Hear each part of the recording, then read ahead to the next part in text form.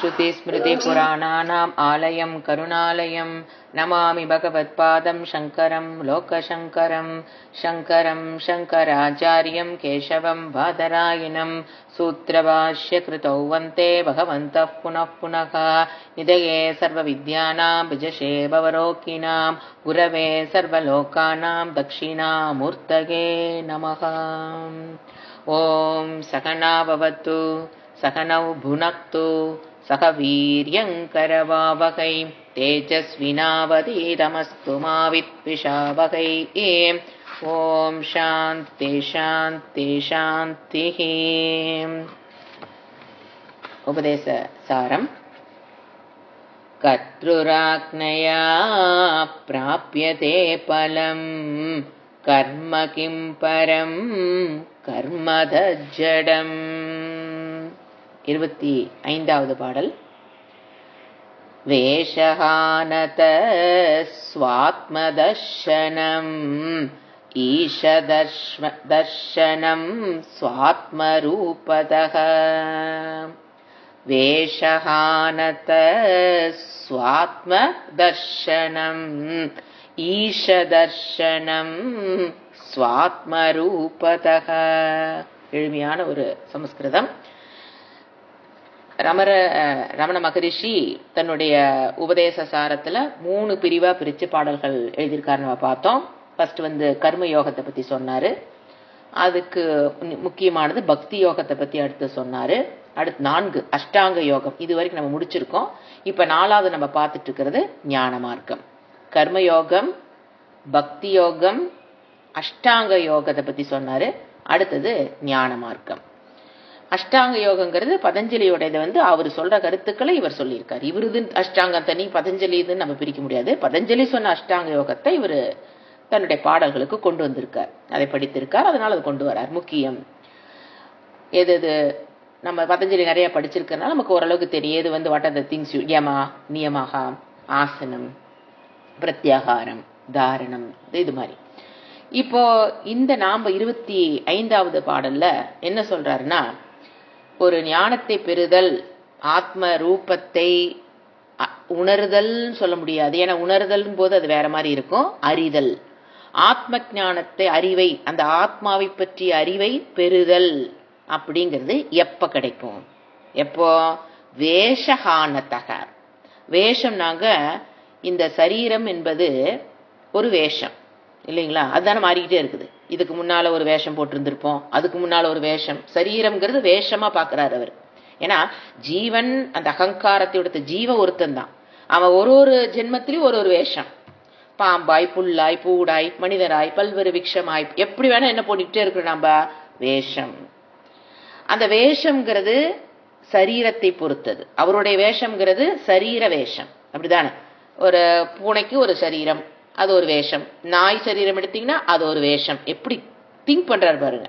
அது ஒரு வேஷம். மனித சரீரம் எடுத்தீங்கன்னா இது ஒரு வேஷம். வேஷம்ங்கிறது அதுல இருந்து நம்ம என்னென்ன திங்க் பண்ணலாம் சிந்திச்சு பாருங்க. வேஷம்ங்கிறது டெம்பரரி. இப்போ ஒருத்தர் சிவாஜி ஒரு படத்துல நடிக்கிறாரு அப்படின்னா அந்த படத்துக்கு ஒரு வேஷம் போடுவாரு. அந்த படம் முடிகிற வரைக்கும் அப்பப்பதான் போடுவார். அதுலயே அவர் இருக்க முடியாது. வேஷம்ங்கிறது வெரி டெம்பரரி. அதனால அதுக்கு பேர் வேஷம். தன்னை வேஷ்டி, அதாவது சமஸ்கிருதத்துல பாத்தீங்கன்னா வேஷ்டினா மறைத்தல். அதுல இருந்து வந்ததா வேஷம்ங்கிற வார்த்தை. இப்ப மறைத்தல் அப்படின்னா சிவாஜி என்ன பண்றாரு? தன்னுடைய ஒரிஜினல் இத மறைச்சு வேறொரு திருடனாகவோ ராஜாவாகவோ தன்னை மறைத்து, தான் எப்படிப்பட்ட ஒரு ஆளுங்கிறத மறைத்து, என்னவா ஒரு வேஷம் தரைக்கிறத மறைத்து அவர் என்னவா பண்றாரு? ஒரு ராஜாவா, ஒரு பிச்சைக்காரனா, அது எந்த படத்துல எப்படி சொல்றாங்களோ அந்த மாதிரி அவர் வேஷம் போடுறாரா இல்லையா? மறைத்தல். அதுல இருந்து வந்ததான் வேஷ்டியே.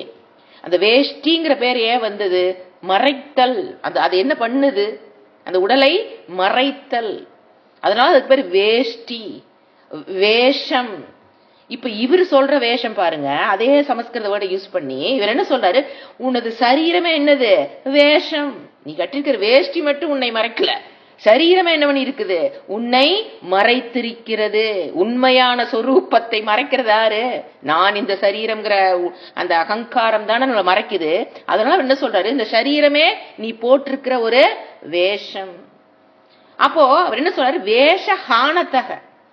அப்ப இந்த சரீரத்தை ஹானத்தகங்கிற வேர்டு எதுல இருந்து வந்து பாத்தீங்கன்னா ஹன் மீன்ஸ் டு கில். அதுல இருந்து வந்ததா ஹிம்சா, ஹம்சா, அதெல்லாம் ஹன்னுங்கிற தாத்துல இருந்து வந்தது. இப்ப என்ன சொல்றாரு, ஹானத்தக, அந்த சரீர, அந்த ஹன், அந்த வேஷத்தை நீ, ஹன் தாத்து வந்து டு கில்னு வரும். அது அந்த இடத்துல வந்து சரீரத்தை கொல்லுதல் நம்ம எடுத்துக்கூடாது. சரீரத்தினுடைய அபிமானத்தை நீக்கும் இடத்து, அந்த சரீரத்தை நீக்கி பார்க்கும் பொழுது அப்படி எடுத்துக்கலாம். ஏன்னா நீக்கிறதுனா சரீரத்தை கொல்லுவது அல்ல, சரீரத்தை நீக்கி. ஏன் நீக்கிறோம்? நம்ம என்ன பண்ணி வச்சிருக்கிறோம், என்னுடைய சொரூபத்தையும் சரீரத்தையும் என்ன பண்ணி வச்சிருக்கிறேன், சேர்த்து புரிஞ்சு வச்சிருக்கேன் இல்லைங்களா? ஒரு ரிஃப்ளெக்டட் கான்சியஸ்னஸ் மனதோடு சேர்ந்து நான் புரிஞ்சு வச்சிருக்கேன் இல்லைங்களா? என்னுடைய சொரூபம்ங்கிறது ஒரிஜினல் கான்சியஸ்னஸ், அது ரிஃப்ளெக்ட் ஆகிற மீடியத்தோட சேர்ந்து நான் என்ன பண்ணி வச்சிருக்கேன், மனதையும் என்னையும் ஒன்றா சேர்த்து வச்சிருக்கேன். அவர் என்ன சொல்றாரு, அதை நீக்கி இந்த மனம் நான், இந்த உடல் நான், அப்படி நீ போட்டுட்டு இருக்கிற வேஷத்தை நீக்கு. You will catch your original. உன்னுடைய எதை பிடிச்சிருவ, நீயே ஒரிஜினலை பிடிச்சிருவ வேஷத்தை. அப்ப இது நம்ம டெக்னிக்கலா நீங்க பகவான் சொல்றது இது என்னது, பஞ்சபகம், என்னது கோஷம், பஞ்ச கோஷங்களை தான் அவர் என்ன சொல்றாரு, வேஷம். எது, அன்னமய கோஷம், பிராணமய கோஷம், மனோமய கோஷம், ஆனந்தமய கோஷம், விஞ்ஞானமய கோஷம். ஆனந்தமய கோஷம் எல்லாம் என்னது, அதை நான் எடுத்துக்கிறதெல்லாம் என்னது, அதெல்லாம் அந்த கோஷம் எல்லாம் என்னங்கிறாரு இவரு, வேஷம். கோஷம் இஸ் வேஷம். அவ என்ன சொல்றாரு, அது ஹானக, அதை நீ நீக்கும் போது, நான் உடலை போய் உடனே தீ குளிச்சிடலாமா, சரீரத்தை நீக்கிடலாமா, அப்படி இல்லை. அறிவுபூர்வமாக பிரித்து அறிதல், எது ஆத்மா எது அனாத்மான்னு பிரித்து அறிதல் தான் வேஷஹானத்தக. எது வேஷஹானத்தக, எது ஆத்மா எது அனாத்மா, பிரித்து அறிதல் தான் வேஷத்த ஹானத்தக. அந்த மாதிரி எது எது ஸ்தூல சரீரம், ஏன்னா நீங்க கோஷம்னு பாத்தீங்கன்னா அது என்ன வரும், சூக்ஷ்ம சரீரம், ஸ்தூல சரீரம், காரண சரீரத்தின் மேல் இருக்கிற அபிமானத்தை நீக்கும் பொழுது, ஹானத்தக நீக்கும் பொருட்டு, அபிமானத்தை நீக்கும் பொருட்டு அல்லது ஆத்ம அனாத்ம விவேகத்தை பெறும் பொழுது, அதன் மூலியமாக வைராக்கியத்தை பெறும் பொழுது, அதுக்கப்புறம் சிரவணமன நிதித்தியாசனம் செய்யும் பொழுது, அவ்வளவு கவர் பண்ணிக்கும்.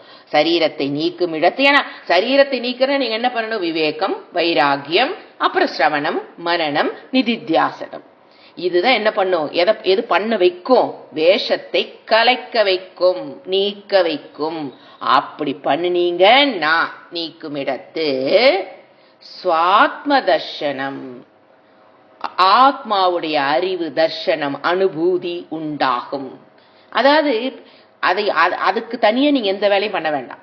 இந்த வேஷத்தை நீங்க எடுத்துட்டீங்கன்னாவே, சரீரத்தின் மேல் இருக்கிற அபிமானம், அகங்காரத்தை நீங்க ரிமூவ் பண்ணிட்டீங்கன்னாவே ஆத்ம தர்சனம் தானாக விளங்கும். ஆத்மாவை விளக்குவதற்கு எப்படி, இந்த ஒரு பென்சில் இங்கு இருக்குன்னு விளக்குவதற்கு சூரிய ஒளியோ மற்ற ஒளியோ தேவை, அதுக்கப்புறம் கண் தேவை, இதை விளக்குவதற்கு இல்லைங்களா, எத்தனை தேவைன்னு பாருங்க. இந்த ஒரு பொருள் விளக்குவதற்கு, இங்கு இருக்குன்னு அறியப்படுவதற்கு வெளியில் இருக்கிற லைட் வேணும், கண்ணு வேணும், கண்ணு வேலை செய்யறதுக்கு மனம் வேணும், மனதுக்கு பின்னால புத்தி வேணும். இத்தனை இருந்தா தான் இந்த பொருள் என்ன ஆகுது, விளக்கப்படுகிறது. ஆனால் என்னுடைய சொரூபம் ஒரு வஸ்து, ஆத்ம வஸ்துவை, இது வந்து பென்சில்ங்கிற ஒரு வஸ்து, ஆத்மாங்கிறது ஒரு வஸ்து, அந்த வஸ்துவை விளக்குவதற்கு நோ லைட், நட்சத்திரம் நபாதி, சூரியோ நபாதி, சூரியனோ சந்திரமோ நட்சத்திரமோ எந்த ஒளியும் அதை விளக்க வேண்டிய அவசியம் இல்லை. ஏன், அது ஸ்வஸ்வரூபக, ஸ்வப்பிரகாஷக, அது தன்னைத்தானே விளக்கும். நீங்க அதுக்கு எந்த முயற்சியும் பண்ண வேண்டாம். அப்ப நம்ம சாஸ்திரம் படிக்கிறதுங்கிறது எதற்கு, வேஷஹானத்தக படிக்கிறதே என்னதான், வேஷத்தை, சரீரத்தில் மேல் இருக்கிற அபிமானத்தை நீக்குதல் மட்டும்தான் சாஸ்திரம் செய்ய முடியுகின்ற வேலை. அது மட்டும்தான் சாஸ்திரத்தினால செய்ய முடியுமே தவிர ஆத்மாவை வேதம் வந்து விளக்க வேண்டிய அவசியம் இல்லை. ஆத்மா ஸ்வப்பிரகாஷக, தன்னைத்தானே அது பிரகாசம். அதான் அதை பிரகாசப்படுத்துவதற்கு, எப்படி பென்சிலை பிரகாசப்படுத்துவதற்கு ஒரு சூரிய ஒளி, கண், மனம், புத்தி இதெல்லாம் தேவையோ, அதை போல் ஆத்ம வஸ்துவை விளக்குவதற்கு இன்னொரு சைத்தன்யம் தேவையில்லை, அவசியம் இல்லை. சப்போஸ் ஒரு கற்பனை பண்ணி பாருங்க, இப்ப நம்ம ஆத்மா ஆத்மா ஆத்மான்னு ஒன்று படிக்கிறோம். அதை விளக்குறக்கு இன்னொரு சைத்தன்யம் இருக்குன்னு வச்சுக்குவோம். சப்போஸ் ஒரு உதாரணத்துக்கு தான் சொல்றேன். சப்போஸ் என்ன பிரச்சனை வருது யோசனை பாருங்க. ஆத்ம தத்துவத்தை விளக்குவதற்கு இன்னொன்னு இருக்குன்னு முன்ன அது வந்துதான் ஆத்மாவை விளக்குதுன்னு வச்சுக்கங்களேன். ஆத்மா cannot be a chit, it will be a jadam. ஏன்? திருஷ்டத்வாத் ஜடம். அறிவடு பொருளாக எது இருக்குதோ அதெல்லாம் ஜடம். அப்ப நாம என்ன ஆயிருவோம்? ஜடம். ஆத்ம தத்துவத்தை விளக்கறதுக்கு பின்னால ஒரு பரமாத்மா தத்துவம் தான் ஜீவாத்ம தத்துவத்தை விளக்குதுன்னு சொல்றாங்க இல்லைங்களா? அப்படி பரமாத்மா தத்துவம் வந்துதான் ஜீவாத்மாவை விளக்குன்னு வச்சுக்கோங்க, ஜீவாத்மா ஜடமாயிருமா. ஒரு சின்ன பாயிண்ட் சிந்திச்சாங்கன்னா அவங்க அந்த பிரேக்காய் வெளியில் வந்துடலாம். என்ன சொல்றாங்க எல்லாரும்? பரமாத்மா தத்துவம் தான் ஜீவாத்மாவை விளக்குது, இதுக்கு அது ஆதாரமாக இருக்கு. துவைதீஸ், நான் சொல்றது துவைதீஸ். பரமாத்மா வேற ஜீவாத்மா வேற. பரமாத்மா தத்துவத்தினாலதான் ஜீவாத்மா விளக்கப்படுகிறதுன்னு ஒரு வார்த்தைய நீங்க விசாரத்துக்கு எடுத்தீங்கன்னா வெரி ஃபர்ஸ்ட் ஸ்டெப்ல நெகேட் பண்ண முடியும். எப்போ ஜீவாத்மா பரமாத்மா தத்துவத்தால் விளக்கப்படுகிறதுன்னு சொன்னீங்கன்னோ ஜீவாத்மா ஜடம். ஜீவாத்மா யாருங்க? நான் என்ன ஆயிருவேன்? ஜடம். புரிஞ்சுங்களா? அதனால அதை ஆத்ம தத்துவத்தை விளக்குவதற்கு இன்னொன்னு இருக்குன்னு சொல்லிட்டீங்கன்னா இது ஜடமாயிரும். கோல் கான்செப்ட் என்ன ஆயிரும்? அகம் சத்தியம் ஞானம், அகம் சத்து சித்துன்னு சொல்ல முடியாது. அகம் என்ன சொல்லக்கூடாது? நானு அறிவு சொரூபம் நாம் சொல்ல முடியாது. ஏன்னா நான் ஜடமாயிருவேன். ஏன்? எனக்கு பின்னால் இன்னொரு ஆள் இருக்கான், என்னோட ஆத்மாவுக்கு பின்னால் இன்னொரு ஆத்மா இருக்குன்னு வச்சுக்குங்க, அது பரமாத்மானே வச்சுக்குங்க. அப்ப நான் என்ன ஆயிருவேன்? ஜடம். இறைவன் இறைவனா இருக்கட்டும், பட் நம்ம கேஸ் என்ன வருது? நமக்கு தெரியும் நம்ம அறிவு சொரூபின்னு. எப்படி ஜடம் நம்ம ஒத்துக்குவோம்? நம்மள யாராவது ஜடம் சொன்னா எவ்வளவு கோவம் வருது. ஏன்? எனக்கு அறிவு இருக்கு, அறிவு சொரூபி, ஐ எம் கான்சியஸ் பீயிங். ஜடம்னு செத்து போனதுக்கு தான் ஜடம் சொல்லுவோம் இல்லைங்களா? I am conscious being. எவ்வளவு கோவம் வருது. நமக்கு அறிவு இல்லையான்னு கேட்டா எவ்வளவு கோவம். ஏன்? This my சொரூபா. சோ அந்த இடத்தை நம்ம புரிஞ்சுக்கணும். இந்த ஆத்ம தத்துவத்தை விளக்குவதற்கு இன்னொரு தத்துவம் வந்துச்சுன்னு சொன்னீங்கன்னாவே ஆத்மாங்கிறது ஜடம் ஆயிரும். சோ அந்த கான்செப்ட் தப்பு. ஆத்மா ஏவ பிரம்மம், பிரம்மம் ஏவ ஆத்மா. சொல்லுங்களா? என்ன சொல்றாரு? அப்படி நீ சரீரத்தை விளக்கும் இடத்து நீ இந்த ப்ராசஸ் சாஸ்திரம் படிக்கிறதும் சரி, குருவோட வேலையும் சரி, ஆத்மாவை குருவினால விளக்க முடியாது, விளக்க வேண்டிய அவசியம் இல்லை. சாஸ்திரத்தினாலும் ஆத்மாவை விளக்க வேண்டிய அவசியம் இல்லை. ஏன்னா அது உங்களுக்கு தானா தெரியும். உள்ள நம்ம நான் யாருங்கிறது எனக்கு நல்லாவே தெரியுதே. அதை மூடி இருக்கிற கோஷங்களை விளக்கணும், சரீரத்தை விளக்கணும். ஞானேன சரீரத்தை விளக்குறதுனா வெட்டு ஒண்ணு துண்டு ரெண்டு இல்ல. ஞானேன சரீரத்தை விளக்கி ஆத்மா அனாத்மாவை பிரித்து பார்க்கும் பொழுது என்ன கிடைச்சிடும் நமக்கு? ஆத்ம தர்சனம், ஆத்மாவை பற்றிய அறிவு. ஏன்னா ஆத்ம தர்சனம்ட்டாவே ஆத்மா ஜடமாயிரும். சோ அதனால தர்சனம் இஸ் ஈக்குவல் டு அறிவு. அந்த அறிவு உண்டாகும். இந்த நீங்க பண்ணிட்டீங்கன்னாவே அந்த அறிவு உண்டாகும். அடுத்து என்ன சொல்றாரு? அதுதான் என்னது? ஈஷ தர்சனம். எவ்வளவு ஈஸி லாங்குவேஜ் பாருங்க. ஒரே லைன்ல ஒரு ஹோல் வேதாந்தத்தை அப்படியே உணர்ந்துட்டாரு. அதுதான் என்னது? ஆத்ம தர்சனம் ஈஸ் ஈஷ தர்சனம். என்ன ஒரு கருத்து பாருங்க. நீ பார்த்துட்டியா? அதுதான் ஈஸ்வரன். அதை நீ அறிஞ்சிட்டியா? தர்சனம்னா பார்க்கறதுன்னு வேண்டாம். ஏன்னா பார்ப்பவன் பார்க்கப்படுகின்ற பொருள்ங்கிற பேதம் வந்துடும். அதனால அந்த பார்ப்பவங்கிற வாடை வேண்டாம் வேண்டாம்னு சொல்றதுன்னா அது புரியுதுல கொஞ்சம் பிகினிங்ல பிரச்சனையாகும். ஏன்னா பார்ப்பவன் வேறு, பார்க்கப்படுகின்ற பொருள் வேறு. பார்த்தல்ங்கிறது ஒரு செயல், கர்மமா எடுக்க வேண்டாம், அறிதல். கரெக்டா புரிஞ்சுக்கலாம். அப்போ அதுதான் ஈஸ்வரனை பற்றிய அறிவு. ஆத்மாவை பற்றிய அறிவு இஸ் ஈக்குவல் டு ஈஸ்வரனை. தேவதைகளை பற்றி இல்லைங்க, தேவதைகளை படைத்த அந்த ஈஸ்வரனை பற்றிய அறிவு. ஈஷ தர்சனம். எது? ஆத்ம தர்சனம். ஈஷ தர்ஷன். பிரகமருடைய பாடல்களை ஆச்சாரிகள் யாரு கோட் பண்ணாலும் இந்த வேர்டை கோட் பண்ணுவாங்க. ஆத்ம தர்சனம் ஈஷ தர்சனம். இது இவருடைய ஓன் வேர்ட்ஸ். அண்டர்லைன் பண்ணி வச்சுக்கோங்க. யாரு கோட் பண்ற அமரன் மனசுக்கு ஞாபகம் வந்தா இந்த வேர்டு சொல்லுவோம். அதே மாதிரி ஃபர்ஸ்ட் ஸ்லோகம் கர்த்ருராக்னயா, அது பாடல். இது ரெண்டும் ரொம்ப ஃபேமஸான கொட்டேஷனுக்கு எடுத்துக்கொள்ளுகின்ற பாடல். அடுத்த வேர்டு என்ன சொல்றாரு? அதுதான் என்னது? ஈஸ்வர தர்சனம். ஆச்சுங்களா? அடுத்து என்ன சொல்றாரு? ஸ்வாத்ம ரூபதக. இதுக்கு பேருதான் ஆத்மாவை அறிதல்னு பேரு. ஸ்வாத்ம ரூபத்தக, தன்னுடைய ரூபத்தை அறிதல். ஸ்வ ஸ்வாத்மன் என்ன? ஸ்வ ஆத்ம. ஸ்வான் என்ன? தன்னுடைய ஆத்மாவை ரூபத்தை அறிதல். இதுக்கு பேர் என்ன? ஆத்ம ஞானம். இதுக்கு பேரு தான் ஆத்ம ஞானம். சொரூபத்தை அறிதல், அந்த ரூபத்தை அறிதல். ஓகே, இப்போ நாம ஒரு தியானம் பண்றோம். தேவதைகள் தர்சனத்தை பத்தி தர்சனம்ங்கிற வேர்டு யூஸ் பண்ணுவோம், தேவதா தர்சனம். அதுக்கும் ஈஸ்வர தர்சனத்துக்கும் என்ன வித்தியாசம்? ஏன்னா நிறைய பேர் சொல்லுவாங்க, என் கனவுல காளி வந்தா, என் கனவுல முருகர் வந்தாரு. வரலாம், வரக்கூடாதுன்னு இல்ல, வந்தா தப்புங்கிறதுல கிடையாது, வரலாம். இது பாத்தீங்கன்னா தியானத்துடைய அவாந்தர பலனாகவும் வரலாம், அல்லது நம்மளுடைய பக்தி என்ன சொல்றது, அந்த அருள், தேவதையினுடைய அருள் இருந்தாலும் நம்மளுடைய பக்தியினாலும் தேவதா தர்சனம் நமக்கு ஜாகிரத அவஸ்தையிலும் கிடைக்கலாம், சொப்பன அவஸ்தையிலும் கிடைக்கலாம். கிடைக்காம போலாம், உடனே கிடைக்கணும்னு நினைச்சுக்காதீங்க, கிடைக்கலாம். எது? தேவதா தர்சனம். இப்ப நான் என்ன சொல்றேன், தேவதா தர்சனத்தையும் ஈஸ்வர தர்சனத்தையும் சொசைட்டில ஒரு கன்ஃபியூஷன் இருக்கிறதுனால நம்ம அதை பார்த்துட்டு அந்த தர்சனத்தை அடுத்தது போலாம். இப்ப தேவதா தர்சனம்ங்கிறது நீங்க கிருஷ்ணரை எப்படி பார்க்கலாம், ஒரு குழந்தையாக தவழ்ந்துட்டு வர மாதிரி, எப்படி வேணா, அது அவங்களுடைய பக்தியினோட ஆழத்தை பொறுத்தது. ஒரு பாலகனாக, ஒரு குமாரனாக, ஒரு கணவனாக, பாரதியார் பாடுவார் பாத்தீங்களா, கணவனாக, மனைவியாக, குழந்தையாக, பாப்பாவாக, எப்படி வேணா அவங்க பார்க்கலாம். அது அவங்களுடைய பக்தி, அந்த தேவதையினுடைய அருளை பொறுத்தது. அது வேற, ஈஸ்வர தர்சனம் வேற. ஏன்னா நீங்க ஒரு எந்த ஒரு தேவதையை பார்க்கிறீங்களோ, நம்மால் பார்க்கப்படக்கூடிய அந்த உருவம் ஜடம். அப்படிதான். நீங்க கிருஷ்ணரையே கனவுல பாருங்க, ராமரையே பாருங்க, அது நீங்க பார்த்ததுனாலயே அந்த உருவம் என்னது? ஜடம். ஆத்ம தத்துவம் வேறங்க, தேவதையினோட ஆத்ம தத்துவம் வேற, அது நம்மளுடைய தத்துவம், ஈஸ்வர தத்துவம். ஆத்ம தத்துவம் இஸ் ஈக்குவல் டு தேவதா தத்துவம் இஸ் ஈக்குவல் டு ஈஸ்வர தத்துவம். அதுல கன்ஃபியூஸ் ஆயிக்காதீங்க. கண்ணுல பாக்குறோம் இல்லையா, ஒரு தேவதை கண்ணுக்கு முன்னால காட்சி தந்தாங்க, ஜாகிரத அவஸ்தையிலேயே, எஸ், முழிச்சுட்டு எனக்கு தேவதை தெரிஞ்ச மாதிரி இருந்தது, கனவுல வந்தாங்க.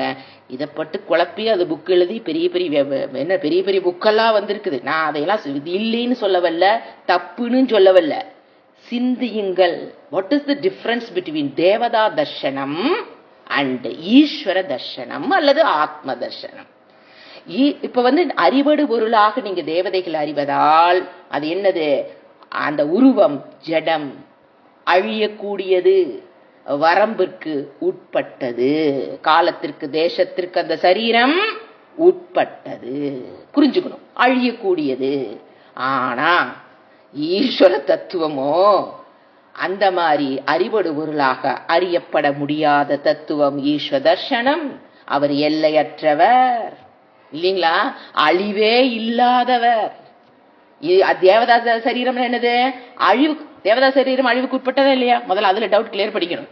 தேவதா சரீரம் சிருஷ்டியப்ப படைக்கப்பட்டது இல்லைங்களா, அந்த சிருஷ்டி முடிஞ்சுன்னா மறுபடியும் அவங்க எல்லாம் போய் சேர்ந்து மறுபடியும் தான் சோ அதெல்லாம் அழிவுக்கு உட்பட்ட சரீரம். இதை சில பேர் காதுல கேட்கும் போதே ஏத்துக்கொள்ள முடியாது. பக்தியினோட இது இருக்கலாம், சிந்திச்சு பாருங்க. எது எது என் கண்ணுல படுதோ அதெல்லாம் என்னது? அறிவடு பொருள்.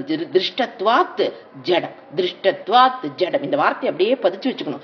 எதை பார்த்தாலும் ஜடம். அப்ப தேவதை சரீரம் என்ன? இப்ப நீங்க ஒரு லிங்கத்தை பாக்குறீங்க, அந்த லிங்கம் என்ன? ஜடம். சோ அது வேற.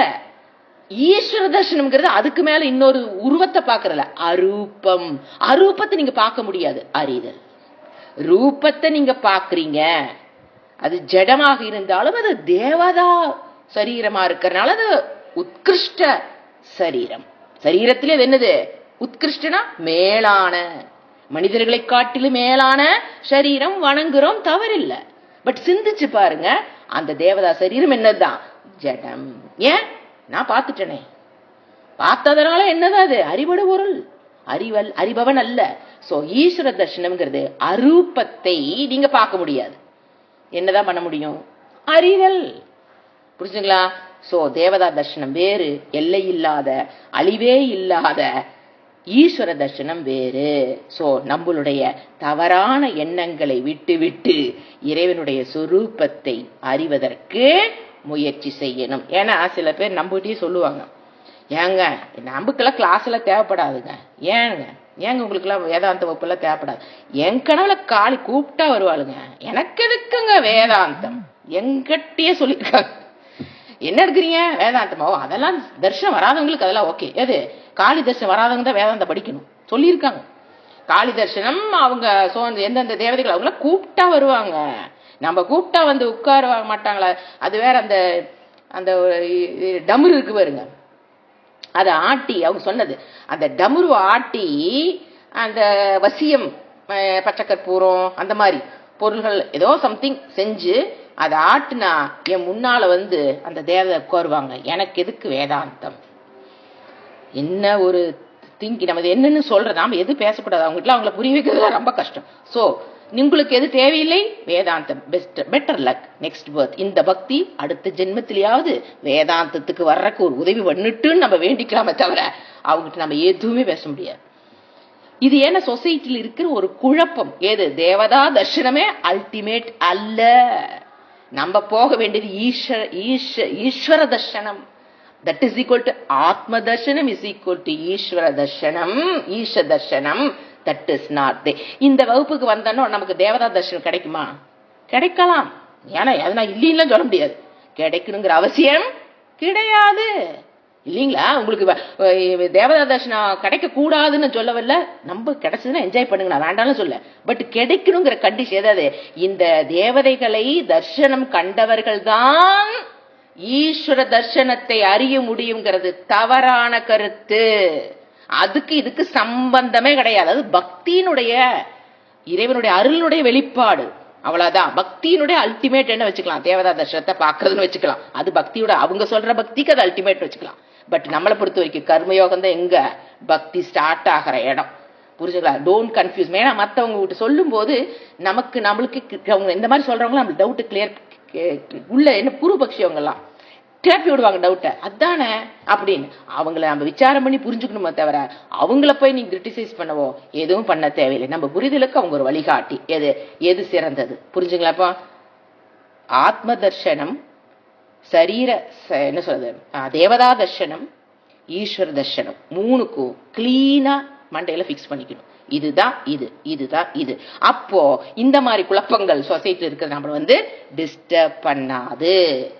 இல்லையா? நமக்கு ஒரு டவுட் வந்துடும்.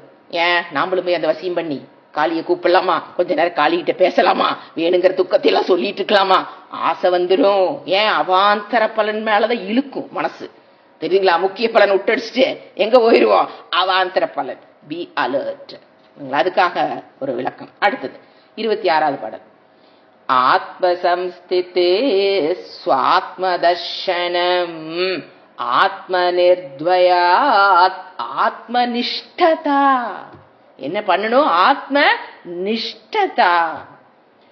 ஆத்ம சம்ஸ்திதே ஸ்வாத்ம, ஈஸியான லாங்குவேஜ் வரும். ஸ்வாத்ம ஸ்வ ஆத்ம தர்ஷனம். ஆத்ம நிர்த்வயாத், அதுக்கப்புறம் தான் என்னது? ஆத்ம நிஷ்டா. என்ன சொல்றாரு மீனிங்? ஆத்ம சம்ஸ்திதி. ஸ்திதினா ஸ்தா மீன்ஸ் டு ஸ்டாண்ட். சமஸ்கிருதத்துல ஸ்தா மீன்ஸ் டு ஸ்டாண்ட். இப்ப ஸ்திதினா நிற்றல். எங்க? நன்கு. சம் போட்டன நன்கு. சம் ஸ்திதி நன்கு நிற்றல். அதான் என்னது? உறுதியாக நிற்றல் தான் என்னது? சம்ஸ்திதி. அடுத்து அதுக்கு முன்னாடி என்ன வேர்ட் இருக்குது? ஆத்ம. ஆத்ம ஞானத்தில் உறுதியாக நிற்றல். அது என்னது? ஆத்ம சம்ஸ்திதி. அதுதான் ஸ்வாத்ம தர்ஷனம். அவ்வளவுதான். ஆத்ம, அந்த ஆத்ம தத்துவத்தில் உறுதியாக நிற்றல், அதுதான் ஸ்வாத்ம தர்ஷனம். அதுதான் என்னது? ஆத்மாவினுடைய தர்ஷனம். தர்ஷனத்தை பத்தி விளக்குற. ஆத்ம தர்ஷனம் என்ன, தேவதா தர்ஷனம் என்ன, ஈஸ்வர தர்ஷனம் நம்ம பார்த்தோம். இப்போ அது ஆத்ம தர்ஷனம்னா என்னன்னு சொல்றாரு. அப்படின்னா என்ன? உன்னுடைய ஆத்ம தத்துவத்தில் நிற்றல். ஏங்க இப்ப நான் எங்கெங்க நிக்கிறேன் யாருக்கு தெரியும்? சில சமயம் அன்னமய கோஷம், சில சமயம் மனோமய கோஷம். நீங்க எங்க நிக்கிறீங்க உங்களுக்கு தானே தெரியும். எங்களை கேட்ட நாங்க என்ன பண்றது? சில சமயம் விஞ்ஞானமய கோஷம், சில சமயம் என்ன சொல்றது, அன்னமயம் ஆனந்தமயம் வரைக்கும் 5 கோஷத்துல எங்க வேணா எப்ப வேணாம், இந்த இடத்துல இத்தனை மணிக்கு நிக்கணுங்கிறது தெரியாதுங்க. எப்ப எங்க வேணாலும் என்ன பண்ணிட்டு இருப்போம் நம்ம, அப்படியே ஷிஃப்டிங். சில சமயம் இங்க யாராவது ஒரு வார்த்தை பொசுக்குன்னு சொல்லிட்டாங்கன்னா உடனே மனோமய கோஷம், யாராவது புகழ்ந்துட்டா உடனே ஓடும் மனோமய கோஷம். இது என்ன அது என்ன, இதை தெரிஞ்சுக்கணும் அதை தெரிஞ்சுக்கணும்னு சொன்னா விஞ்ஞானமய கோஷத்துக்குள்ள ஓடுறோம். எனக்கு இன்னும் இதெல்லாம் தெரியல, இதெல்லாம் தெரிஞ்சுக்கணும் போது விஞ்ஞானமய கோஷம் இல்லைங்களா. நான் எவ்வளவு அழகா இருக்கிறேன், இந்த புடவை கட்டினா நல்லா இருக்கணும், அதை போட்டா நல்லா இருக்கணும், அன்னமய கோஷம். எங்க இருக்கிறேன்னு யாருக்கு தெரியுது, அவங்கவுங்களுக்கு தெரியும் புரியுங்களா. அவர் என்ன சொல்றாரு, அந்த அந்த அங்கதான் நம்ம நிக்கிறோம்.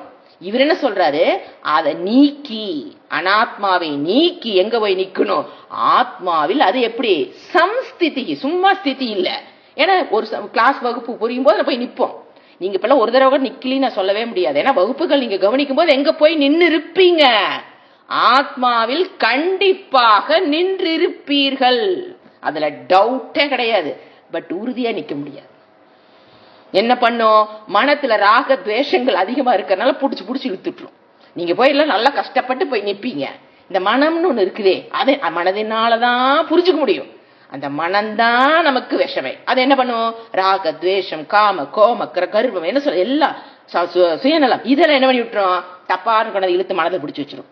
நீ இங்கேயே அங்க போயிடாத, நம்மள எங்க கொண்டாந்து வச்சிரும், மனதில். அப்புறம் அடுத்த நாள் கிளாஸ்ல காலை கேட்கும்போது திருப்பி போய் அங்க போய் நிற்போம். திருப்பி மனம் என்ன பண்ணிரும், இழுத்துட்டு வந்துடும். இதுதான் சாதகனுடைய நிலை. சாத்தியம்ங்கிறது இவர் சொல்றாரு, அங்க போய் நின்னா 24/7 நின்னதுதான். யாராவது புடிச்சு, சும்மா கற்பனை சொல்றாங்க, புடிச்சு தள்ளுனா கூட நம்மளால வர முடியாது. ஏன், நான் என்னை விட்டுட்டு எங்க போறது? நீங்க யோசனை பாருங்க. வேற எங்க இருந்தாலும் நமக்கு மறதி வரும். ஏதா இங்க நிக்கணும்னு சொல்லிட்டு போனா மறக்கும், அங்க போய் நில்லுனா மறக்கும். எண்ணில் நான் நிற்றல் எப்படிங்க மறக்கும்? அங்க போய் புடிச்சு நின்னுட்டோம் அப்படின்னா எந்த அளவுக்கு நிக்கிறது ஸ்ட்ராங் ஆகும், மனதில் இருக்கிற ராக துவேஷங்கள் எல்லாம் விலக விலக விலக அங்க போய் உறுதியா நின்னுருவோம். உறுதியாக நின்னுட்டோம்னா யார் இறைவனே வந்து புடிச்சு தள்ளுனாலும் கோஷத்துக்குள்ள நம்ம விழ முடியாது. ஏன்னா அது நான் எங்க போய் நிப்பேன், என்னிடத்தில் நிக்கிறேங்க போது. இங்கிருந்தா வேணா நழுவுவோம், இங்கிருந்தா வேணா யார் வேணா புடிச்சு தள்ளலாம். மனோமய கோஷத்தில் இருக்கீங்களா, வா உன்னை கொண்டு விக்னாம கோஷத்தில் தள்ளுறேன். விக்னாம கோஷத்துல வா, துணிக்கடை கூட்டிட்டு போய் அன்னமய கோஷத்தில் தள்ளுறேன். நான் கடை கூட்டிட்டு போனா அன்னமய கோஷத்தில் தள்ளுறேன். அப்படின்னு யார் வேணா எங்க வேணா நம்ம தள்ளிடலாம். பட் ஆத்மாவினுடைய சொரூபத்தில் போய், என்னுடைய ஒரிஜினல் பிளேஸ்ல போய் நான் நின்னதுக்கு அப்புறம், ஏன் நிறைய பேருக்கு டவுட், மறந்து போயிருமா, மறுபடியும் மறந்து போயிருமா? ஏன்னா மறந்து அது பயம். அது வரக்கூடிய சாதாரண எல்லா சாதகருக்கும் வரக்கூடிய டவுட், எல்லாம் மறக்கிற மாதிரி இதையும் நான் மறந்துடுவேன். மறக்க முடியாது. ஏன், அது நான். என்னைக்காவது நான் இருக்கிறேன்னா இல்லையான்னு பக்கத்துல கேட்டிருக்கணுமா என்ன?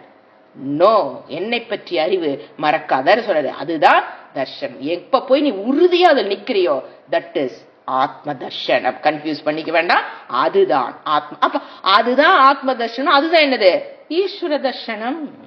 இறைவனை காணுதல்னால ஒண்ணுதான் சொல்லிக்கிட்டே தான் இருக்கிறோம். ஆத்மாவை பற்றி அறிதல்னால ஒண்ணுதாங்க, இறைவனை பற்றிய ஞானம்னால ஒண்ணுதாங்க. இதுதான் ரெண்டு இது பண்றார், ஜீவ ஈஸ்வர ஐக்கியத்தை கொண்டு வர்றார், சுவாத்ம தர்ஷனம். அடுத்தது என்ன சொல்றாரு, ஆத்ம நிர்த்வயாத். நீங்க அங்க போய் நின்ட்டீங்க, அங்க பாருங்க, அந்த இடத்துல நோ விகாரங்கள், நோ வேறுபாடு. இப்ப கோஷத்துல நீங்க எத்தனை வேறுபாடு, 5 வேறுபாடு வருதா? அன்னமயம் பிராணமயம் எதுல வேணா போய் நிக்கலாம். வேறுபாடுகள், விகாரங்கள். இந்த அனாத்மாவில் என்னென்ன இருக்குது, கண் இருக்குது, மூக்கு இருக்குது, வாய், ஞானேந்திரியங்களுக்கு, கர்மேந்திரியங்களுக்கு நிறைய விகாரங்கள். 17 அங்கங்களை கொண்டது சூக்ஷ்ம சரீரம். ஸ்தூல சரீரத்துடைய அங்கங்கள் கணக்கிட முடியாது, டாக்டருக்கு தான் தெரியும். எலும்ப கேட்டாவே 108 110ங்கிறான். சோ ரத்தம் எதுல எத்தனை விகாரங்கள், எதுல ஸ்தூல சரீரத்தில் கண்கூடா பாக்குற இத்தனை விகாரங்கள், சூக்ஷ்ம சரீரத்தில் இத்தனை விகாரங்கள் இறைவன் சொல்லித்தான் நமக்கு தெரியுது. 5 ஞானேந்திரிய ஒரு விகாரம், 5 கர்ம, 5ல அதுல ஒன்னொன்னுக்கு வேறுபாடு. கர்மேந்திரிக்கு வந்தீங்கன்னா ஒன்னொன்னுக்கு வேறுபாடு, ஞானேந்திரியத்துக்கு கர்மேந்திரியத்துக்கு வேறுபாடு, மனம் எல்லாத்துக்கும் உச்சம். அப்புறம் மனம், சித்தம், அகங்காரம் எல்லாம் என்னது, விகாரங்கள் உடையது, பார்ட்ஸ், அங்கங்கள் உடையது, விகாரங்கள் உடையது. இதுல நின்னு பழகினதுனாலதான் ஆத்மா அவிக்காரி என்று புரியுறது இல்லை. ஏன்னா நம்ம எப்பவுமே விகாரத்துக்குள்ளே இருந்து பழகிட்டோம். கண்ணை திறந்து பார்த்தா குடும்பத்துல வெவ்வேறு, எல்லாம் என்னது மாறுபாடு. ஒரு சேரை பார்த்தீங்கன்னா இன்னொரு சேருக்கு அதுக்கு வேறுபாடு. வேறுபாட்டை பார்த்து பார்த்து எங்கதான் இருக்கிறோம் நம்ம, 100% விகாரத்தில் இருந்ததுனாலதான் ஆத்மா அவிக்காரின்னு சொல்றது புரிஞ்சுக்க முடியாது ஃபர்ஸ்ட் பிகினிங்ல. ஏன்னா எல்லா விக்காரத்திலும் உட்கார்ந்து இருக்கிறோம். பிறந்ததுல இருந்து உயிரோட வரைக்கும் நம்ம பாக்குறது எல்லாமே என்னது, நேத்து பார்த்த ஆள் நிக்கல, பாடியில அத்தனை விக்காரங்களா இருக்குது. சோ ஆனா ஆத்மா என்னது, இதை கடந்தது, அவிகாரி. விக்காரங்கள் அங்கு கிடையாது, அங்கங்கள் அங்கு கிடையாது. அங்கங்கள் இல்லாததனால் மாறுபாடு என்பதும் விக்காரங்கள் என்பதும் கிடையாது, தேய்மானம் என்பதும் கிடையாது, அழிவு என்பதும் கிடையாது. தனக்குள் எந்த விதமும் மாற்றம் ஏற்படுத்தாத அழியாத வஸ்து ஆத்மா. ஆத்மனா யாருங்க, நான் அப்படின்னு நினைச்சுக்கணும். எதையோ படிக்கிறேன்னு நினைச்சக்கூடாது. என்னுடைய தத்துவம் விக்காரங்கள் அற்றது, அங்கங்கள் அற்றது, மாறுதலுக்கு உட்படாதது, அழிவுக்கு உட்படாதது, எந்த மாற்றமும் ஏற்படாத அழிவுக்கு உட்படாதது. அப்படிப்பட்ட வேறுபாடுகள் இல்லாதிருக்கிறதுனால ஆத்மனிஷ்டதா அங்க நம்மளால நிலைச்சிருக்க முடியும். புரிஞ்சுங்களா? ஏன் அங்க நம்மளால நிலைச்சிருக்க முடியும்? இதான் பாசிபிலிட்டி. ஏன் இப்ப நீங்க நிக்கிற கோஷம்னா அதுல விக்காரங்கள் இருக்கு, அங்க இங்க சித்த நேரம் அங்க சித்த நேரம் நம்ம மாறி மாறி வர்றோம். ஆனா அந்த விக்காரமே இல்லாத ஒரு இடத்துக்கு போயிட்டீங்கன்னா ஏக்க வஸ்து, நோ விக்காரம், நோ அங்கம். அங்க அங்க அங்கம் கற்பனை பண்ணி பாருங்க. சப்போஸ் ஆத்மால அங்கங்கள் இருந்தா வேணா இந்த அங்கத்துல கொஞ்ச நேரம், அந்த அங்கத்துல கொஞ்ச நேரம், இந்த அங்கத்துல கொஞ்ச நேரம் நம்ம மாத்தி மாத்தி போறக்கு வாய்ப்பு இருக்கு. அங்க என்னது, ஆகாசத்தை போல அவிக்காரி. அங்க போய் நின்னதுக்கு அப்புறம் அங்க நிலைத்து, அதனாலதான் ஆத்மாவில் நிலைத்திருப்பது. அதனாலதான் அங்க போயிட்டு நம்மளால நிலையா நிக்க முடியுது. ஏன்னு கேட்டா அதுல என்ன கிடையாது, நோ அங்கங்கள், நோ பார்ட்ஸ். உள்ள போயிட்டோம்னா அவ்வளவுதான், திரும்பி வர வேண்டிய அவசியம் இல்லை, திரும்பவும் மாட்டோம். புரியுதுங்களா? அதை மறக்கவும் முடியாது. ஏன்னா அது என்னுடைய தத்துவம். என்னை நான் எப்ப மறந்தேன்? ஆத்ம தத்துவத்தை மறப்பதற்கு. சோ என்ன சாஸ்திரம் படிக்கிறதுன்னு பாத்தீங்கன்னா அல்டிமேட் இப்ப என்ன வருது, ஆத்மா அல்லாத விஷயத்தை நான் அனாத்மாவை நான் ஆத்மான்னு எடுத்துட்டு இருக்கேன் பாத்தீங்களா, அந்த கோஷங்களை விளக்குதல். இந்த சரீரம் நான்கிறத விளக்குறது மட்டும்தான் சாஸ்திரமும் செய்யுது, குருவினாலே செய்ய முடியும். ஆத்மாவை யாரும் விளக்கிட்ட, நான் ஆத்மாவை விளக்குறேன்னு சொன்னா என்னையாட்ட ஒரு முட்டாள் யாரும் கிடையாது. என்னால ஆத்மா விளக்கப்பட வேண்டிய அவசியமே இல்லை. அது என்னது, ஸ்வப்பிரகாஷக. அதை போய் எதுக்கு நாம விளக்கணும்? தேவையே இல்லை. எது சாஸ்திரமும் தேவையில்லை, குருவும் தேவையில்லை, கிரந்தங்களும் தேவையில்லை, உபனிஷத்துக்களும் தேவையில்லை, எது புராணங்கள் எதுவுமே தேவையில்லை. அதை விளக்கவும் முடியாது, விளக்க வேண்டிய அவசியமும் இல்லை. எதுனா இந்த அனாத்மாவை ரெண்டு பிரிச்சு ஜாயின் பண்ணி இருக்கிறத பிரிச்சு அறிதல், அவ்வளவுதான் ப்ராசஸ். அதுதான் சொல்றாரு. அடுத்தது 27. ஞானவர்ஜிதா ஞானஹீன சித் ஞானமஸ்தி கிம் ஞாத்துமந்தரம். அழகான பாடல். ஞானவர்ஜிதா, வர்ஜிதான இல்லைன்னு அர்த்தங்க. ஞானவர்ஜிதா அஜ்ஞானஹீன சித்து. அந்த இடத்துல அஜ்ஞானம்ங்கிறது மறைஞ்சிருக்கா. ஞானமஸ்தி கிம் ஞான மந்தரம். என்ன சொல்றாரு, அஜ்ஞான செகண்ட் ஃபர்ஸ்ட் லைன்ல செகண்ட் வேர்டு அஜ்ஞான ஹீன சித்து. சொன்ன அஜ்ஞானம்னா அறியாமை. எது ஹெலிகாப்டரை பத்தி அறியாமையோ ராக்கெட்டை பத்தி அறியாமையோ இல்ல, என்னை பற்றி அறியாமை. அஜ்ஞான ஹீனம் சித்து. சைத்தன்யத்திற்கு என்ன கிடையாது, சித்துக்கு என்ன கிடையாது, அஜ்ஞானம்ங்கிறது கிடையாது. எதுக்கு, சைத்தன்யத்திற்கு. இந்த இடத்துல ஆத்மஸ்வரூபத்தில் அஜ்ஞானங்கிற பேச்சுக்கு இடம் இல்லை. அப்ப அஜ்ஞானம் எங்க இருக்குது, மனம் புத்தி இதுலதான் என்ன இருக்குது, அஜ்ஞானம். அங்க ஆத்மாவில் என்ன கிடையாது, சைத்தன்யத்திற்கு என்ன கிடையாது, நோ டிண்ட் ஆஃப் அஜ்ஞானம். அப்படி எப்படிங்க எனக்கு இவ்வளவு அந்த என்னுடைய சொரூபத்தில் என்ன கிடையாது, நோ அஜ்ஞானம். பட் என் மனதில் என்ன இருக்கு, அஜ்ஞானம். அஜ்ஞானம்ங்கிறது என்னது, இறைவன் நமக்கு கொடுத்தது. ஏன் அதை கொடுத்தாதான், ஆத்ம தத்துவத்தை மறைச்சாதான், நான் சரீரம் எடுத்துக்கிட்டாதான் நான் செஞ்ச பாவத்தையெல்லாம் புண்ணியத்தையெல்லாம் கழிக்க முடியும். பிறக்கும் போதே அகம் பிரம்மாஸ்மி. யோசனை பாருங்க, ஒரு குழந்தை பிறக்கும் போதே அகம் பிரம்மாஸ்மி, நான் இந்த சரீரம் அல்லனா, அது எப்படி கழிக்கிறது பாவத்தையும் புண்ணியத்தையும்? அந்த பர்த்னுடைய பர்பஸே ஃபுல்ஃபில் ஆக போயிடும். பிறந்தோடனே அகம் பிரம்மாஸ்மின்னு இருந்தா எப்படி கழிக்கிறது? So, Ajnanam is given to me by Bhagavan. சரிங்களா? அப்பதான் நம்ம ஈஸ்வரன் அப்படி கூட எடுத்துக்கலாம். ஈஸ்வரா கிவ்ஸ், நம்ம பாப்ப புண்ணியம் கிவ்ஸ். உண்மையில அதுதான் ஈஸ்வரன் கொடுக்கறாருனால அவருக்கு என்ன துவேஷமே நம்மளை கண்டா அஜ்ஞானத்துல கஷ்டப்பட்டு கொடுக்கறதுக்கு. என்னுடைய பாப்ப புண்ணியம் தான் எனக்கு எதை கொடுத்துருக்குது? அஜ்ஞானம். given to me by பகவான். ஆனா சோர்ஸ் என்ன? யார் காரணம்? என்னுடைய புண்ணிய பாப்பம். அதுதான் காரணம். கொடுத்தவரு இறைவன், ஈஸ்வரன். அப்படி புரிஞ்சுக்கணும். அங்க என்ன கிடையாது? அந்த ஆத்ம தத்துவத்தில் அஜ்ஞானம்ங்கிறது ஒரு டிண்ட் கூட கிடையாது. ஞான வர்ஜிதா, அங்க ஞானமும் கிடையாது, அங்க அஜ்ஞானமும் கிடையாது. இந்த ஞானம் அறிவு அறியாமையில எங்கெங்க இருக்குது? என் புத்தியில தான் இருக்குது. எனக்கு இது தெரியும், சமஸ்கிருதம் தெரியும், சமஸ்கிருதம் தெரியாது, லாட்டின் தெரியும், லாட்டின் தெரியாது. இந்த அறிவு அறியாமை, அறிவு அறியாமை எங்க இருக்குது? என்னுடைய மனம், அந்த கரணத்தில். அறிதல் அறியாமை, அறிவுங்கிற செயல் அங்கதான் நடைபெறுது. ஆத்மாவில் அறிதல்ங்கிற ப்ராசஸ் போறதில்லை.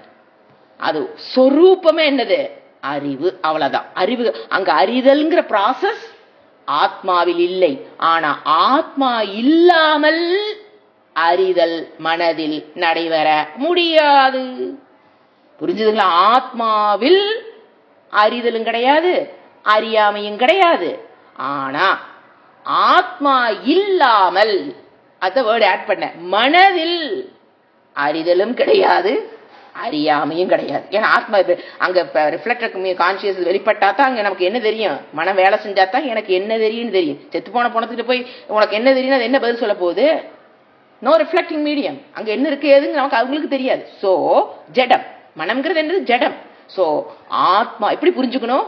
ஆத்ம தத்துவத்தில் அறிவு, அறிவு சொரூபம். ஆனா அங்க அறிதல்ங்கிற கர்மா, ஆக்ஷன் இஸ் நாட் இன்வால்விங். ஆத்மாவில் there is no action. அறிதல்னா என்னது? இட் இஸ் an action இல்லைங்களா? Knowing process. அறிதல் அங்க கிடையாது. எனக்கு அது இந்த அறிவெல்லாம் அங்க இருக்குது, இந்த அறிவெல்லாம் அங்க இல்லைங்கிறதெல்லாம் ஆத்மாவில் கிடையாது. மனதில் அவங்கவுங்க இண்டிவிஜுவல் பாடியில் இருக்கிற அந்த கரணத்துக்கு சில பேர்த்துக்கு இதெல்லாம் தெரியுது, சில பேர்த்துக்கு இதெல்லாம் தெரியாது. இன்னொருத்தருக்கு இதெல்லாம் சில பேர்த்துக்கு தெரிஞ்சது, சில பேர்த்துக்கு தெரியாம இருக்கலாம், சில பேர்த்துக்கு தெரியாதது சில பேர்த்துக்கு தெரிஞ்சிருக்கலாம். இந்த மாற்றம் எல்லாம் மனதுக்கு மனம் வேறுபாடு இருக்கு இல்லையா? என்னோட மனம் வேற, உங்களுடைய மனம் வேற, அவங்களுடைய மனம் வேற. அதுல சில தெரிஞ்சு வச்சிருப்பாங்க, சில தெரியாம இருப்பாங்க. இது மனது. ஆத்ம தத்துவம், ஒரிஜினல் கான்சியஸ்னஸ் என்ன கிடையாது? எதுவும் கிடையாது. புரிஞ்சுங்களா? ஞானமும் கிடையாது. அடுத்தது ஞானமும் கிடையாது. அடுத்தது ஞாத்தும், இதை அறிவதற்கு ஞானம் அஸ்திக்கும் அந்தரம். இந்த ஆத்ம தத்துவத்தை அறிவதற்கு இன்னொரு சைத்தன்யம் இருக்குதா? இத முதலே சொன்னேன், இல்லை. ஏன்? இந்த ஆத்ம தத்துவத்தை அறிவதற்கு இன்னொரு சைத்தன்யம் இருக்குன்னு சொல்லிட்டீங்கன்னா இந்த ஆத்ம தத்துவம் ஜடமாயிரும். எப்படி நீங்க ஆத்மான்னு சொல்லுவீங்க? புரிஞ்சுங்களா? அதனால இல்லைங்கிறது அழகா கேள்வியை கேட்கிறாரு. ஞானம் அஸ்திக்கும் அந்தரம், இத விளக்குறக்கு, இப்படிப்பட்ட ஒரு அஜ்ஞானம் இல்லாத, அறிதல்ங்கிற ப்ராசஸ் இல்லாத, அஜ்ஞானம் இல்லாத ஒரு ஆத்ம தத்துவத்தை விளக்குவதற்கு இன்னொரு சைத்தன்யம், இன்னொரு conscious being is not needed. இருந்ததுன்னா இந்த கான்சியஸ் சொல்ல முடியாது, ஜடம் வேணா சொல்லிக்கலாம். You can say it as conscious being. ஏன் நீ என்ன சொல்லிட்டு அதுக்கப்புறம் இன்னொரு கான்சியஸ் இருக்குன்னு இந்த கான்சியஸ் சொல்லிட்டு இது அறியறதுக்கு இன்னொரு கான்சியஸ் வார்த்தை வந்துட்டா, ஃபர்ஸ்ட் சொன்னிய கான்சியஸ்னு அது தப்பு. அது ஸ்டேட்மெண்ட் என்னது? Whole statement is wrong. ஏன் என்ன சொன்ன? ஒரு கான்சியஸை அறிவதற்கு இன்னொரு கான்சியஸ்னா அப்ப ஃபர்ஸ்ட் சொன்ன கான்சியஸ் என்ன ஆயிருது? ஜடம். It's not a conscious being, திருஷ்டத்வாத் பை another கான்சியஸ்னஸ். புரிஞ்சுங்களா? அதைத்தான் முதல்ல சொன்ன அதே விளக்கம் தான் இது சொல்றது. சோ ஞான அஜ்ஞான எண்ணங்களுக்கு ஆத்மா அப்பாற்பட்டது. அது வெறும் pure consciousness. there is no knowing process. அங்க ஆக்ஷன் இஸ் நாட் இன்வால்வ்ட். எந்த ஒரு கர்மமும், அறிதல்ங்கிற கர்மம் கூட ஆத்மாவில் இல்லை. ஆனா ஆத்மா இல்லாமல் மனதில் அறிதல்ங்கிற ப்ராசஸ் செய்ய முடியாது. மனதினால் அதை செய்ய முடியாது. அதுக்கு அடுத்து 28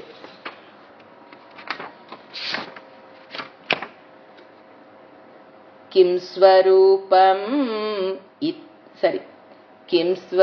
கிம் ஸ்வரூபமே யாத்மதர்ஷனே அவ்யயபவ பூர்ணசித் சுகம். என்ன சொல்றாரு? கிம் சொரூபம், உண்மையில் இது உண்மையில் என்னுடைய சொரூபம் யாது? என்னுடைய சொரூபம் என்ன? இதுனா கொஸ்டின். கிம் சொரூபம், உண்மையில் என்னுடைய சொரூபம் யாது? ஆத்ம தர்ஷனே, ஆத்ம அறிவை ஏற்படும் போது அவ்யய வேர்டு கொடுக்கிறார். ஆத்மாவுக்கு உண்டான லட்சணங்கள் வேர்டு பை வேர்டு சொல்றார். அதுதான் உன்னுடைய சொரூபம். உன்னுடைய சொரூபம் உண்மையில் எனக்கு என்ன கிடையாது? என்னுடைய சொரூபம் ஏதுன்னு கேட்டீனா, வாட் இஸ் மை சொரூபா? இஃப் யூ ஆஸ்க், என்னன்னு கேட்கிற, என்னுடைய சொரூபம் தான் என்ன அப்படின்னு நீ கேட்டீனா, உனக்கு ஞானம் ஏற்படும் போது புரியும் உன்னுடைய சொரூபம் என்ன இல்லையா? ஞானம் ஏற்பட்டாத என்ன தெரியும்? உன்னுடைய சொரூபம் என்னன்னு தெரியும். ஆனா இதுதான் உன் சொரூபம் யார் சொல்லி வச்சிருக்கா? இறைவன். அப்ப என்னென்ன வேர்டு யூஸ் பண்ணிருக்காரு இறைவன்? ஃபர்ஸ்ட் உன்னுடைய சொரூபம் என்னங்கிறாரு? அவ்யய, அழியாதது, அங்கங்கள் இல்லாத, மாறுபாடுகளுக்கு உட்படாத, அழியாதது. அவ்யயன வியரத்திகன் பேரு. அங்கங்கள் இல்லாததுனால, மாறுபாட்டுக்கு உட்படாததுனால அது அழியாதது. அதுக்கு என்ன விட உன்னுடைய சொரூபம் ஃபர்ஸ்ட் என்ன சாஸ்திரம் சொல்லுது? இறைவன் அவ்யயக. நீ அப்படிப்பட்ட, நாம என்ன நினைச்சு வச்சிருக்கோம்? டேட் ஆஃப் பர்த், அப்புறம் ஷட் விகாரங்களுக்கு நான் உட்படுகிறேன், அப்புறம் மரணம், இந்த ஷட் விகாரங்களுக்கு உட்பட்டது நாம நினைச்சிட்டு இருக்கிறோம். இறைவன் என்ன சொல்றாரு? அது சரீரம். உன்னுடைய சொரூபம் அவ்யயஹா. First word. ரெண்டாவது என்ன சொல்றாரு? அபவ. பூ மீன்ஸ் டு, பவ மீன்ஸ் இருத்தல், அதாவது பிறத்தல். அபவனா பிறப்பற்றவள். உன்னுடைய சொரூபம் என்னது? பிறவாதது. ஏங்க நானு இந்த ஆண்டு இத்தனாவது மாதம் இத்தனை மணிக்கா நேரத்தில் பிறந்து ஜாதகத்தை எழுதி தூக்கிட்டு கிடக்குறேன்னு ஜோசிகாரன் பின்னாலேயே, அப்ப அதுக்கெல்லாம் என்னங்க அர்த்தம் சொல்றீங்க? எத்தனை ஜோசிகார் 5வது கட்டத்தில் என்ன, 7வது கட்டத்தில் என்ன, 8வது கட்டம் கேட்டாவே நமக்கு அப்படி பயமா இருக்கு. எதத்தாய் இந்த 4-5 மணி இவங்க அவங்க சொல்லும் போது நம்ம நினைச்சுக்கிறது, இவங்கெல்லாம் வேதாந்தத்தில் உட்காந்தாங்கன்னா அடே சுவாமி எப்படி புரிஞ்சுக்கோ நான் நினைச்சுக்கிறது. சும்மா அப்படியே கட்டன்னு வரும். இது அந்த ஸ்தானம் இந்த ஸ்தானம், அதெல்லாம் என்னங்க பிறவாததுங்கிறீங்க? ஐயோ, உன்னோட சரீரம் பிறந்திருக்கு. அந்த சரீரத்துக்கு என்ன இருக்குது? ஜாதகம் உண்டு. Not for you. என்ன முட்டாள்தனை பாருங்களேன். அது நானும் எடுத்துக்கிட்டு ஜோசிகாரனா சுத்திட்டு கிடக்கும். அது இந்த சரீரம் பிறந்திருக்கா, அதுக்கு ஒரு கட்டம் உண்டு. 5ஆம் கட்டம் என்னது? பூர்வ ஜென்மத்து புண்ணிய பாப்பம் எல்லாம் சொல்ற கட்டம். நேற்று அவர் சொன்னார், அதெல்லாம் ஞாபகம் வந்து. அப்படி அந்த கட்டத்துக்கு ஒரு விளக்கம் உண்டுனா அது சரீரத்துக்கு உண்டு. சோ பிறப்பற்றனா, ஐயோ நான் பிறந்திருக்கிறேன் நீங்க சொன்னீங்கன்னா, பிறந்தது சரீரம், நாட் யூ. ஆத்ம தத்துவம் பிறக்கலை, செத்து போறனே, நீ சாவலை. உன்னுடைய சரீரம் முடிஞ்சு போயிரும், அடுத்த வேஷம் ரெடி இல்லையா? அடுத்தது புல்லாய் பூடாய் பாம்பாய் பல்வேறு அடுத்த வேஷத்துக்கு இந்த சரீரத்தை திறந்துட்டு நீ அடுத்த வேஷத்துக்கு ரெடி ஆகணும். நீ எங்க காணாம போற? சோ பிறப்பு மற்றவள். சாஸ்திரம் என்ன சொல்லுது? நீ பிறவாதவள், நீ இரவாதவள். ஆனா நாம என்ன நினைச்சுக்கிட்டே இருக்கிறோம்? இந்த டேட்ல பிறந்தோம், பர்த்டே செலிப்ரேஷன், இந்த செத்து போயிருமா பயம் வேற, நாம நினைச்சு வச்சிருக்கோம். சாஸ்திரம் என்ன சொல்லுது? நீ உனக்கு என்ன கிடையாது? அபவ, நீ பிறப்பற்றவள். அடுத்தது அபூர்ண, பூர்ணமானவள். உன்னில் எந்த குறையும் கிடையாது. நோ டிண்ட் ஆஃப், என்ன சொல்லுது? அஜ்ஞானமோ அல்லது ராக துவேஷம், எந்த குறையும் அற்றவள். நாம என்ன நினைச்சிருக்கிறோம்? எனக்கு கண்ணு கொஞ்சம் கோண, மூக்கு கொஞ்சம் கோண, வாய் கொஞ்சம் கருப்பு, நிறம் கொஞ்சம் கருப்பு, குறைகள் எடுத்த ஒரு லாங் லிஸ்ட். இது சரீரத்துக்கு. எது? அன்னமய கோஷத்துல. பிராணமய கோஷத்துல எனக்கு இந்த சீக்கு இருக்குது, அந்த வலி, இந்த சீக்கு இருக்குது, இந்த வலி, இது இந்த வலி. அடுத்து மனோமய கோஷம், எனக்கு இத்தனை துக்கம் அத்தனை துக்கம். நம்ம என்ன நினைச்சிட்டு இருக்கிறோம்? குறையுள்ளவள் பதிஞ்சு போச்சு. அதனால அதுல இருந்து வெளில வரவே முடியுது நம்மளால. மனசு புத்தி ஸ்கூல்ல படிக்கும் போதே நீ மக்குன்னு சொல்லி கொஞ்சம் நெஞ்சு இருக்க சிந்திக்கிற சத்தியம் பேரண்ட்ஸ் டீச்சர்ஸ் என்ன பண்ணிடுறாங்க? நீ அறிவில்லை, உனக்கு அறிவில்லைன்னு சொல்லி நம்ம எதைத்தான் நம்ம கிட்ட காங்குறோம்? குறை. அந்த நிறைய குறை மறைச்சிருது. நிறைய இருக்குங்க. எல்லா சரீரத்திலும் ஒரு நிறைவு இருக்கும். அதை நம்மளால பார்க்க முடியாததுக்கு காரணம் குறைகள். ஆனா சாஸ்திரம் என்ன சொல்லுது? ஐயோ நீ குறையற்றவள். பூரணம்னு என்னங்க? அரைக்குடம் என்னது? குறை. பூர்ணம்னா என்ன? பூர்ண கும்பம் அப்படின்னு என்ன? குறை நடை குடத்து நிறைய தண்ணி வச்சீங்கன்னா அது என்னது? பூர்ண கும்பம். அது மாதிரி நீ என்னது? அறிவிலையும் சரி, உன் அறிவு சொரூபம் நீ அது உன்னுடைய சரீர உனக்கு என்ன சொல்ல, எந்த விதமான நீ எது எது குறை நீ உனக்கு நினைக்கிறியோ வச்சுக்கலாம். ஏன்னா 1 2 இல்லை, எதை நான் பாயிண்ட் அவுட் பண்றது, எந்த குறையும் அற்றவள். உண்மைங்களா? எஸ், அதுதான் உண்மை, அதுதான். ஃபர்ஸ்ட் என்ன உன்னுடைய சொரூபம் என்னன்னு காட்டில? ஃபர்ஸ்ட் என்ன சொன்ன? அவ்யய. ரெண்டாவது என்னது? நீ பிறப்பற்றவள். மூணாவது என்னது? நீ பூர்ணமானவள். அடுத்து என்ன சொல்றாரு? சித் சுகம். அடுத்த வேர்டு சித்து சுகம் அப்படின்னா ஆனந்த சொரூபம், ஞான ஆனந்த சொரூபம். உன்னுடைய சொரூபம் என்னது? ஆனந்தம். நாங்க அனந்தம், எங்கும் வியாபித்திருக்கிற சொரூபம் நீ. இந்த சரீரத்துக்கு உட்பட்ட ஆத்மா நீ அல்ல. ஒரு குறிப்பிட்ட இடத்துக்குள் சிக்குண்டவளும் அல்ல, இறந்ததுக்கு அப்புறம் வெளியில போறவளும் அல்ல, பிறக்கும் போது உள்ள நுழையிறவளும் அல்ல. அப்படிதான் நினைச்சிருக்கிறோம். பிறக்கும் போது உள்ள வந்துதாமா ஆத்மா, இறக்கும் போது ஆத்மா வெளியில போகுதாமா, அதெல்லாம் அல்ல. ஒரே வார்த்தை நகப்பட்ட நீ என்னது? அனந்தம். அனந்தமேவ ஆனந்தம், ஏக்கவஸ்து, எங்கும் வியாபித்திருக்கிற, எந்தவித மாற்றத்திற்கு உட்படாத, அவயவங்கள் அல்லாத, மாறுதலுக்கு உட்படாத, அழிவற்றவள்தான் நீ சொல்ற. ஆனந்த அனந்த அறிவு சொரூபம். சித்து அனந்தம், அறிவு பிளஸ் சர்வவியாபி, எங்கும் வியாபித்திருப்பவள், அப்படிப்பட்ட சொரூபம். சோ இதுதான் என்னது உன்னுடைய சொரூபம் என்ன நீ கேட்டீங்கன்னா, ஃபர்ஸ்ட் அவ்யயம், அபவ, அபூர்ண, அபூர்ண, அபூர்ண இல்லைங்க, ஆபூர்ண, பூர்ணமானவள். அடுத்தது சித் சுகம். இதுதான் உன்னுடைய சொரூபம். அடுத்தது 29வது பாடல். பந்த முக்த்யதீதம் பரம் சுகம் விந்ததீஹ ஜீவஸ்து தெய்விகஹ. து விந்தைக்குரிய, ரொம்ப ஆச்சரியம், தெய்வீக ஜீவக. எது ஆச்சரியம்? ஆச்சரியவத்து. பகவத்கீதையில பகவான் ஒரு ஸ்லோகம் சொல்லுவாரு, ஆச்சரியவத்து. எதுங்க அவர் சொன்ன ஆச்சரியம்? ஒரு ஸ்டூடெண்ட் வந்து உட்கார்ந்து படிக்க வார்த்தைகளால் விளக்க முடியாத ஒரு விஷயத்தை வார்த்தைகளை கொண்டு எப்படியாவது சொல்லி கொடுத்தரலான்னு குரு உட்கார்ந்து இருக்கிறது ஆச்சரியம். வார்த்தைகளால் புரிஞ்சுக்க முடியாத ஒரு விஷயத்தை வார்த்தைகளால் கேட்டே புரிஞ்சுக்கலான்னு உட்கார்ந்து இருக்கிற கூட்டம், சிஷ்ய கூட்டமும் ஆச்சரியம்.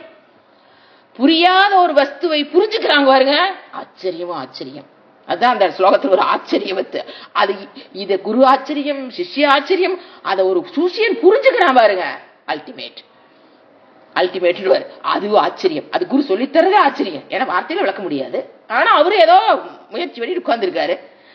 வேதம் என்ன பண்ணுது? வார்த்தையை விளக்க முடியாத விஷயத்தை வேதம் விளக்குறதுக்கு அது அழகா சொல்லிட்டு போயிருச்சு. குரு ஸ்டூடெண்ட் என்ன பண்றாங்க? ரொம்ப கஷ்டப்படுறாங்க இவங்க 2 பேரும். வேதத்துக்கு என்ன கஷ்டம்? அதுக்கு ஒரு கஷ்டம் இல்லை, அதுபா வேத மாத்தா. அதுவும் ஆச்சரியம், இதுவும் ஆச்சரியம். புரிஞ்சுக்கிறான் பாருங்க. அப்புறம் ஒரு வேர்டு ஜி சொல்லுவாரு, புரியாம போகுது, அதுவும் ஆச்சரியம் பாரு. உட்கார்ந்து மணிக்கணக்கா விளக்கி விளக்கி விளக்கி சொன்னாலும் ஒருத்தர் எனக்கு புரியலீங்க, அதுவும் ஆச்சரியம்டாப்பா. அதனால நான் எதுக்கு டவுட், எதுக்கு நான் வந்து இந்த இதுக்கே வரல, புரியுதா புரியல நான் வரலின்றேன். ஏன்னா எப்படி சொன்னாலும் புரியலன்னு அப்படி என்ன பண்றது? அதுவும் ஆச்சரியம். அந்த ஸ்லோகம் நடத்தும் போது அனந்தர் சரஸ்வதி சுவாமிகள் சொன்ன விளக்கம் எல்லாம் தூங்கும் போது கேட்டப்ப கடிச்சு அப்படியே வச்சிருவேன். தூக்கி இருந்துச்சு இந்த ஸ்லோகத்துக்கு ஒரு என்ன அந்த அசைவு, கண்ணு, அதெல்லாம் அப்படியே இங்க அப்படியே இருக்கு. கை தூக்குறது இறக்குறது எல்லாம் அப்படியே உள்ள பதிஞ்சு கிடக்குது. அது கடைசியும் சொல்லி முடிச்சிட்டாரு. அது அங்க இல்ல, அங்க ஸ்லோகத்துல அது இல்ல. இவரா நடுவில் நடுவில் ஆட் பண்ணிக்குவாரு. இத்தனையும் அந்த மணிக்கணக்கா எத்தனை வருஷத்துல இருந்து ஆரம்பிச்சானு பாருங்க. நான் வந்து 22 டீச்சிங் ஆரம்பிச்சிருக்காரு. இப்ப 82 வயசு வரைக்கும் இதையே நானும் சொல்றேன். இத்தனை வருஷம் கேட்டும் புரியலன்னு சொல்ற பாருப்பா, அதுவும் ஆச்சரியம். அப்படி கையில தூக்கி இப்படி பாரு மேல காண்பாரு. அது மாதிரி இங்க என்ன சொல்றாரு? விந்தை ஆச்சரியம்ங்கிறார். எது எது ஆச்சரியம் இவர் சொல்றாரு பாருங்க. ரமணரும் சொல்றாரு அதே வார்த்தைய. ஏன்னா இது ரொம்ப பெட்டுவேடு. எல்லா குருமார்களுக்கும் ஆச்சரியம்ங்கிறது, அந்த பகவத்கீதை படிச்சவங்க எல்லாத்துக்கும் அந்த ஆச்சரியம்ங்கிறோட எப்ப சொன்னாலும் கரெக்டா அந்த ஸ்லோகம் தான் லிங்க் ஆகும். ஆமா இல்ல அப்படின்னு. சோ விந்தைக்குரிய ஆச்சரியம் எது? தெய்வீக ஜீவக, தெய்வமான தெய்வீகமான ஒரு ஜீவன். பந்த முக்தி அதீதம், பந்தத்துக்கு அப்பாற்பட்டவன், முக்திக்கு ஏன்னா எப்பவுமே நித்திய முக்தி, முக்தி மோட்சம் அடையணுங்கிற எப்பவுமே என்ன சொரூபத்தில் இருக்கிறான் ஒருத்தன், மோட்ச சொரூபத்தில் இருப்பவன், பந்தத்துக்கு அப்பாற்பட்டவன். அப்படி இருக்கிற ஒரு பரம் சுகம், மேலான சுகத்தை இங்கேயே அடைவான். அது என்னது? ஆச்சரியம். புரியுதுங்களா? இவ்வளவு என்னது? தெய்வீகமான ஒருவன் பந்தத்திலிருந்து தெய்வீகமான அந்த பரமாத்மா தத்துவமாக இருக்கிற ஒருவன், அதை அறிந்த தான் பரமாத்மாவாக இருக்கிறேன்னு அறிந்தவன் பந்தத்திலிருந்தும் முக்திக்கும் அப்பாற்பட்ட அந்த சுகத்தை இங்கேயே அடைவானா. இவர் எதை சொல்றாரு? ஜீவன் முக்தி. யார நெகேட் பண்றாரு? வைஷ்ணவாவை நெகேட் பண்றாரு. சத்தம் இல்லாம வைஷ்ணவ நீ என்ன சொல்ற? இறந்ததுக்கு அப்புறம் தான் முக்தி, அது சாமீபியம், சாலோக்கியம், சாயுஜ்யம், சாரூபியம் சொல்லிட்டு கிடக்குற பத்தியா? அதெல்லாம் முக்தி அல்ல. உன்னுடைய சொரூபம் எப்பவுமே என்னதான்? முக்த சொரூபா. அது எங்க அடைவ? இங்கேயே. அப்படின்னு என்னங்க அர்த்தம்? இங்கேனா இந்த வீட்டுல, இந்த ரூம்ல அப்படின்னு எடுத்துக்கிறதா? இந்த சரீரத்தில் அர்த்தம். இந்த சரீரத்தில் நீ வாழ்ந்து கொண்டிருக்கும் பொழுதே, ஜீவித்துக் கொண்டிருக்கும் பொழுதே என்ன பண்ணுவ? அதுதான் ஆச்சரியம்னா இவர் சொல்றது. அந்த விஷயத்தை புரிந்து ஜீவன் முக்தி அடைதல் எப்படி பகவான் அங்க பகவத்கீதை சொல்றாரு, ஆச்சரியவத்தை அது புரிஞ்சுக்கிறதுன்னு. அதே அர்த்தம் தான் அவர் கொஞ்சம் மாத்துறார். அதை புரிஞ்சுக்கிறது ஆச்சரியம். அந்த ஜீவன் முக்தி அடைவது என்பது ஆச்சரியம். ஓகேங்களா? பாடல் பாடல் 30. ஆத்மபேதகம் நிஜ விபானகம் மகதிதம் தபோ ரமண வாக்கியம். முடிக்கிறார். இது ரமனுடைய வாக்கு. ரமணன் நான் சொல்ற வாக்கு. என்ன சொல்றாரு? இதம் இந்த இடத்துல இந்த என்னது? ஆத்ம விசாரம். அகம் அபேதகம். இது ஒரு அகங்காரத்தை இழந்த நிலை. நான் அப்படிங்கிற அந்த சரீரம்ங்கிற அந்த அகங்காரமற்ற நிலை, அதுதான் ஆத்மா. மகத்தபக, இதுவே சிறந்த தவம். ஞான தபக பகவத்கீதை படிச்சோமா இல்லையா? எத்தனையோ தவம் பார்த்தோம். இதுல எது உயர்ந்த தவம் கேட்டீங்கன்னா ஞானத்தை பெறுதல் தான் த ஹையஸ்ட் தவம். தவம் என்ன? ஸ்பிரிச்சுவல் டிசிப்ளின்ஸ் நிறைய நம்ம பார்த்திருக்கோம். எத்தனை 10 வித 10+1 யக்னங்கள் தவம், எத்தனை இந்திய அடக்கம், மன அடக்கம், எல்லா தவம் தவம் தவம். அந்த தவத்தில் எது உத்தமங்கிறாரு? உத்தமனா தி பெஸ்ட். இந்த மார்க்கத்தில் நீ ஞானத்தை பெறுதல் தான், அகங்காரமற்ற இல்லாத அந்த நிலையை பெறுவதுதான் சிறந்த தவம். ஆத்ம ஞானத்தை பெறுதல் தான் சிறந்த தவம். இட்ஸ் மை என்ன சொல்றாரு? நிஜ விபானங்களை தன்னை ஒளிர வைக்கும். இது ரமணனுடைய வாக்கியம். நான் சொல்றேன் தவத்தில் உயர்ந்தது இதுதான். ஹரி ஓம். ஓம் சாந்தி சாந்தி சாந்தி. ஹரி ஓம். ஸ்ரீ குருப்யோ நமஹ. ஹரி ஓம். ஒரு அனௌன்ஸ்மெண்ட்.